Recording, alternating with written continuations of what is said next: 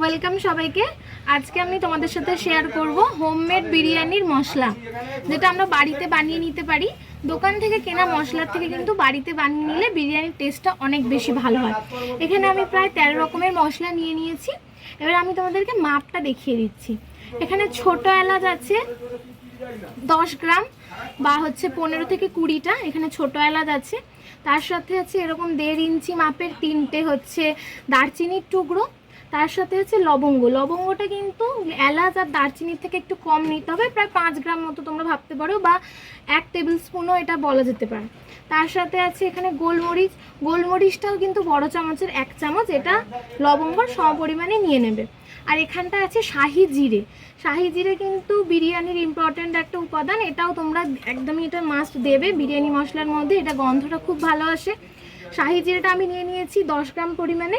আর তার সাথে নিয়েছি আমি এখানে কাবাব চিনিটা কিন্তু এই লবঙ্গের মতোই পরিমাণে অল্প পরিমাণে নেবে, যেহেতু কাবাব চিনিটার টেস্ট একটু তিতকুটে হয়, সেই জন্য কিন্তু কাবাব চিনি তোমরা এখানে বেশি ইউজ করবে না। এর সাথে আমি এখানে নিয়ে নিয়েছি 10 গ্রাম পরিমাণ এমনি গোটা জিরে, যেটা নর্মাল গোটা জিরে হয়, সেই নর্মাল গোটা জিরে। আর তার সাথে জিরের সমপরিমাণ গোটা ধনে। জিরে আর ধনেটা এই ইনগ্রিডিয়েন্টের থেকে একটু বেশি আছে। আর তার সাথে আছে এই যে জয়িত্রী ফুলটা, জয়িত্রী এখানে আমি 5 থেকে 7টা নিয়ে নিয়েছি।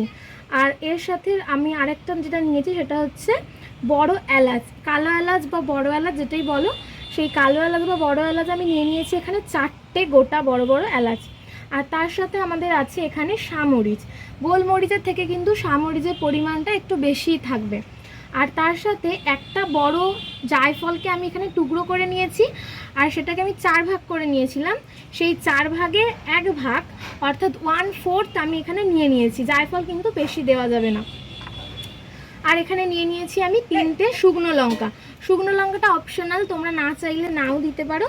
আমি এখানটায় দিয়েছি। শুকনো লঙ্কাটা কিন্তু বেশি ইউজ করা যাবে না, এটা না হলে ঝাল হয়ে যেতে পারে। এখানে আমি টোটাল 13টা ইনগ্রিডিয়েন্ট নিয়ে নিয়েছি। এটা নিয়ে এবারে আমাদেরকে এটা রোদে কিছুক্ষণ টানা রোদে রেখে দিলে এটা একটু করকরে হয়ে যাবে, তারপরে এটাকে আমরা গুঁড়ো করে নেব।